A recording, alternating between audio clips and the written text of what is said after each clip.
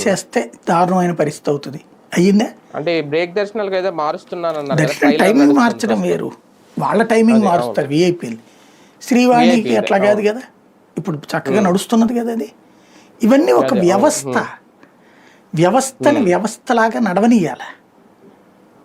అక్కడికి ఏదైనా సరే వ్యవస్థలో లోపాలని తెలివైనగా మన ముద్ర వేసుకోవాలనే ఫీలింగ్ ఉండాలండి ఖచ్చితంగా చెప్పాలంటే.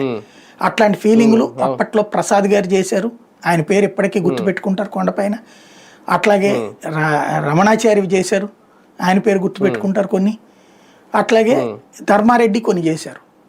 మంచి చెడులు ఉండొచ్చు, కొన్ని ఎక్కువ ఉండొచ్చు తక్కువ ఉండొచ్చు, నెగిటివ్ ఇంప్రెషన్ ఉండొచ్చు మంచి ఇంప్రెషన్ ఉండొచ్చు. మన ముద్ర వేసుకోవాలి అనేటటువంటి ఒక పేరు ఫీలింగ్ ఉండాలి. అది మంచి 10 మంది మంచిగా చెప్పుకోవాలి మనల్ని. ముద్ర అంటే చెడు ముద్ర అని కాదు.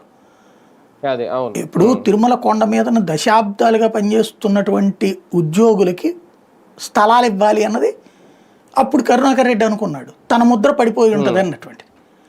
ఇప్పుడు వీడు దాన్ని అక్కడ క్యాన్సిల్ చేసి ఇంకో చోట అంటున్నారు అనుకోండి, ఏమవుతుంది అప్పుడు? ముద్ర ఓ ముద్రని చెడిపినట్టు అవుతుందా, మంచిగా నడుస్తుందా? లేదు, కొండపైన ఉన్నటువంటి ఈ సేవ తీసుకొచ్చాం మేము, గోసేవ అనేది తెచ్చారు కరుణాకర్ రెడ్డి టైంలోనే తెచ్చింది. లేదా ఆయన పేరేంటి